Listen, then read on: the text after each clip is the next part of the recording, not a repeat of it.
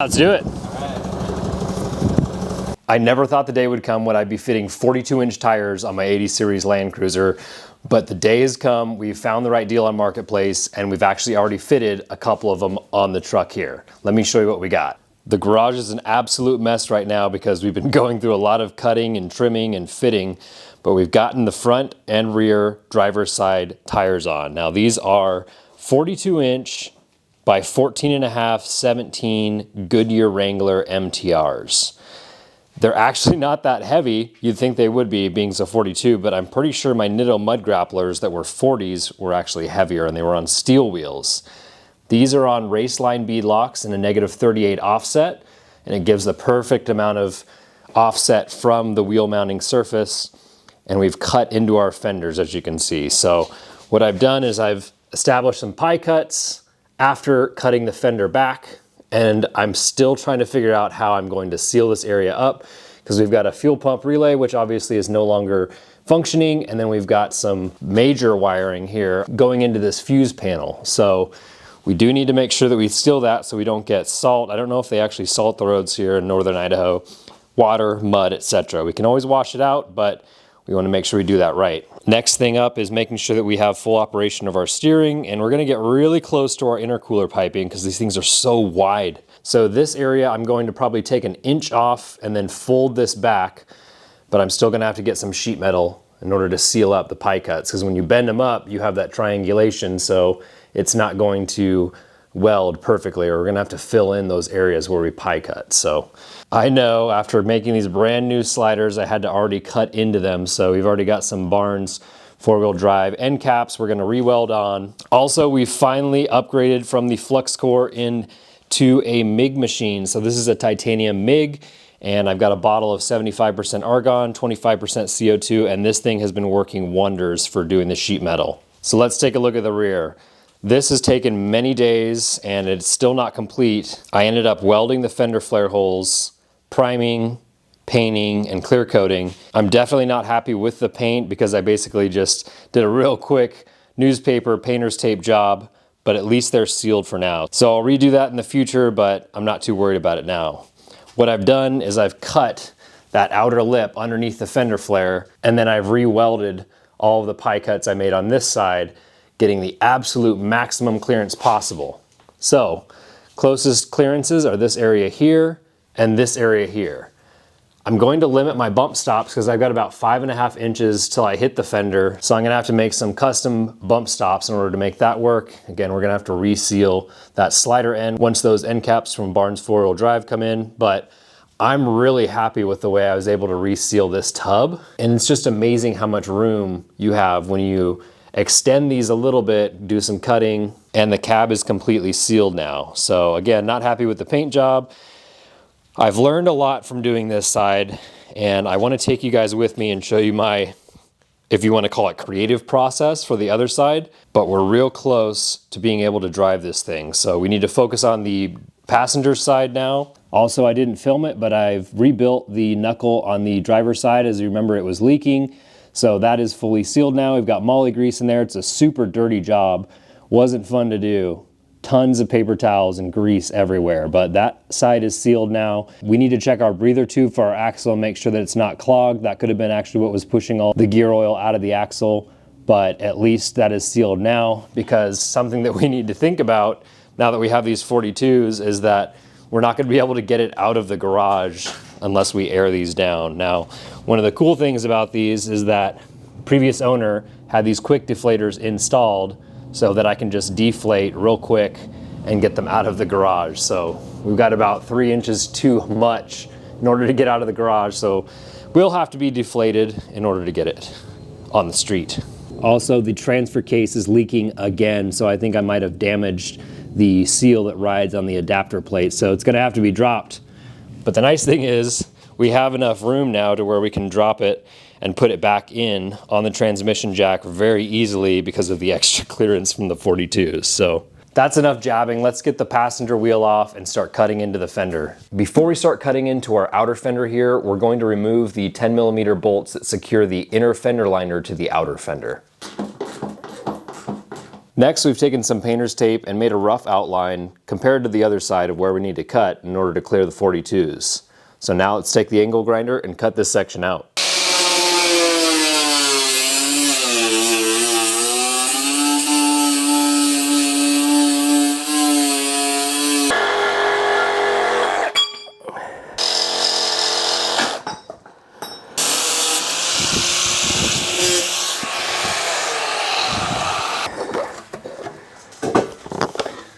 And there we have our inner fender removed.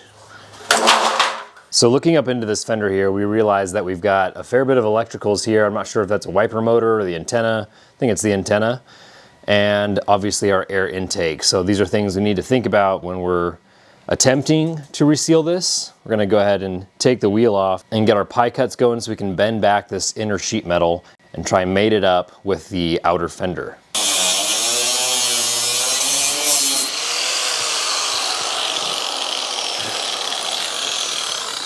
And I'm actually just using my bottle jack in order to get the sheet metal bent up into the fender to the way I like it. We've done a lot of cutting. It's time to see if the 42 fits, and then furthermore, we need to see if we've got full lock on our steering.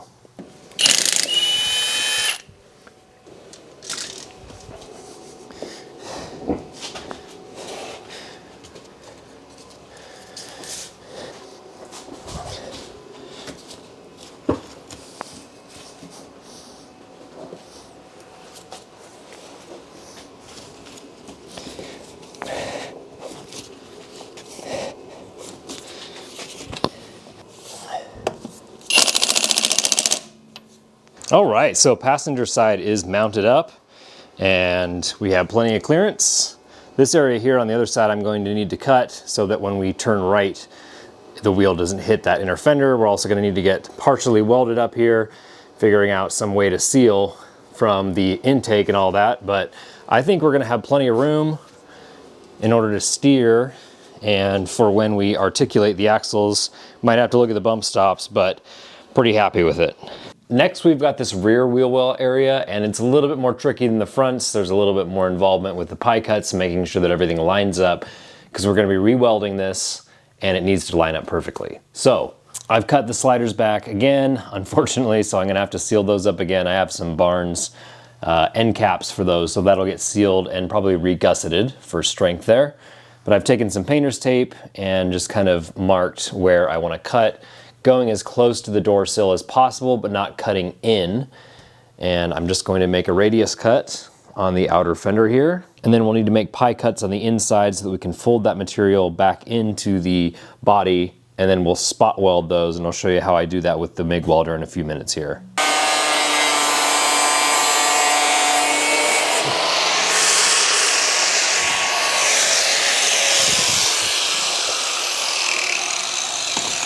So now that I've got most of the inner fender cut to where I like it with pie cuts, I'm going to just bend these by hand out of the way and tack them into the position using like a really light pulse method with the MIG welder. And it's set to like 15 amps and a relatively low wire feed speed so that it doesn't penetrate through both of the pieces of material, and hopefully it'll look semi-clean. We're also going to use that same method to fill these fender flare bolt holes.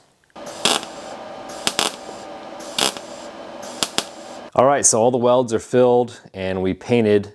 It looks terrible. I should have spent a lot more time filling the fender flare holes and maybe using Bondo and stuff, but the point is it's sealed and painted, so we don't want water getting into the cab and we also don't want rust. So I'm happy with the way this turned out. I've also added a bump stop that I made out of some 2" by 2" angle iron that's 1/8" thick, and just welded it together, drilled some holes so that it could bolt up there. And that will give me the bump stop I believe I need for these tires so that I don't contact the outer fender. And we've also welded in this I'm Keith rear panhard relocation bracket these are really awesome. I have a video doing the full install, but I'm gonna paint that up. That's basically just lowering the panhard bar because it gets a little bit of an angle. That's pretty close. I'm probably not even gonna do the one on the axle side. I'm pretty happy with that angle. Might do it eventually, but I want to get this thing on the road and test these 42s on the road and see how it drives. Let's do it.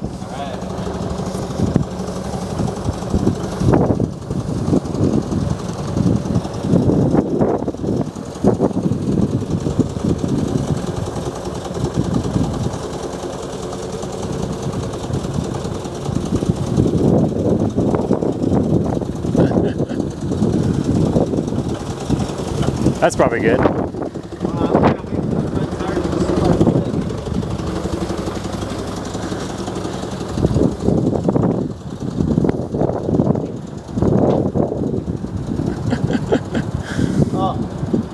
All right, I guess the back tire lifted before. All right, we'll set it down. Okay.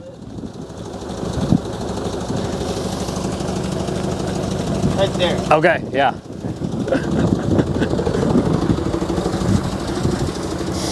All right, so we obviously don't have enough of a lift in the rear because we're contacting all the areas we just cut, but that's all right. That just means we either need to do a little more cutting and or pick up some new coil springs, but that's all right. We also have our gas filler neck. I'm gonna have to adjust the exposure here, but the gas filler neck somewhere up here, there it is. No, right here. That's gonna be in the way, so we're gonna have to reposition that, which is relatively easy. There's a piece of rubber hose there, so we can figure that out, but I'm pretty happy with that. I mean, you know, we need a little bit more coil length, but that's totally fine. The thing is in the air completely right now, and we actually got the rear tire off the ground before the fronts did. Front, I'm like real close. I'm surprised. I thought I would have for sure been rubbing over here, but we're actually sitting not too bad in the front. Passenger anyway, so front driver, we're obviously gonna have a lot more room here, and we're still kind of on the perch with the coil spring. We're probably gonna upgrade to 4 inches in the front, but yeah, I think it's looking pretty good. So let's try the fronts and see how those look.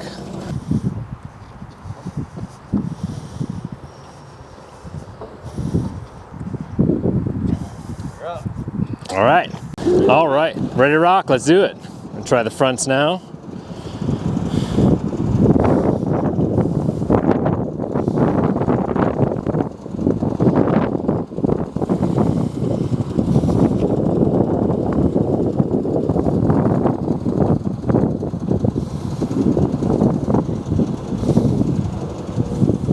All right, that's it. That's it? Okay. Tire just popped up.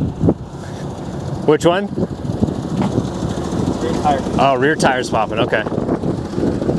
All right, so not as much travel on the front, and that's because of the radius arm setup. So like we were saying, we might go to a 3-link eventually, but I don't know how much more time and money I'm going to invest in these axles. I'll probably end up going with 1-tons, but this is not too bad for the size of these tires in OEM wheel wells. So yeah, we're not really contacting like on the other side too bad anywhere in here. Yeah, I'm happy with that. Check the other side real quick. What about when you turn your wheels? Oh, yeah, there's still that. Yeah, so the other issue is when I turn my wheels, this bumper, thank you to Aiden for sending this out. I had to cut it a little bit. Sorry about that. That's gonna have to get cut a little bit more. But what we're gonna do is I've got some Ironman 4x4 drop brackets that we're going to throw right here. So that's going to bring this down, which will help our caster, and it also moves the axle forward 1 inch, because we are contacting in this little area here that I just have zip tied for now, but that'll give us a little more clearance for steering here when it triangulates. And in the front, we can pretty much just keep cutting all of this superficial area here, which is really not structural or necessary. It's just for sealing, but we'll get some sheet metal in there eventually and reseal, and possibly rework our intercooler piping, because you can see a little witness mark on the, if I can get my camera to focus, on the intercooler piping where it's rubbing a little bit. I just don't go full lock to full lock right now, but obviously when you're on the trail, that's not ideal. You want to be able to have as much angle as you can. So, but all in all, not too bad for some Harbor Freight tools and a do-it-yourself job. And one of the very first Land Cruisers to have 42s, which is pretty cool. Those Icelandic Arctic trucks fit 44s and all that, but they do some major reconstructive surgery. All right, so we're up into our wheel well on this rear side. So the verdict is out. We need more lift in the rear, which is fine. We're gonna order some 4-inch Ironman rear springs, and we'll probably do the heavies because we're gonna end up having that rear swing out bumper from the cruiser company when they send it, with hopefully a 42-inch tire on the back. I don't know if it's rated for that much since it's from Australia. Probably isn't, because that's not legal, but we'll cross that bridge when we get there. Overall though, super stoked. Looks really cool. I'm gonna have to check and see how my mileage is. I think theoretically, the Cummins doesn't care how big the tires are. These are 410 gears. So if you put a mile tall tire on a tractor, it's only 1 revolution turning, so I might actually get better fuel economy. Of course, that's just guessing, and I probably won't, but I'm also gonna turn up the injection pump, so he'll be rolling a little bit more coal just to get some more power out of it. But yeah, she's looking good. Is it about what you expected? Better? Yeah, it's better than I expected in the rear. Yeah, I mean, it's definitely going to take some reconfiguring in the rear. I have to like relocate my filler tube and that kind of stuff. But I mean, for a 2-inch lift, that's pretty darn good, you know? Yeah. Yeah. Looks like my sliders that I had to cut the ends off of, I'm gonna have to reseal because I've got water in there. Yeah. So I've got those end caps from Barnes 4-wheel drive that I need to re-weld on there, but the problem is, in order to get this back into my garage, I have to put the 37s back on it, if I can get my camera to focus, and that takes a little bit of time, and I just have to kind of figure everything I'm gonna do before I get it in and out of the garage every time now, so it's gonna have some downtime now, but yeah, this was super cool. All right, I think that's good, yeah. Okay. Thank you. Yeah. Setting her down now.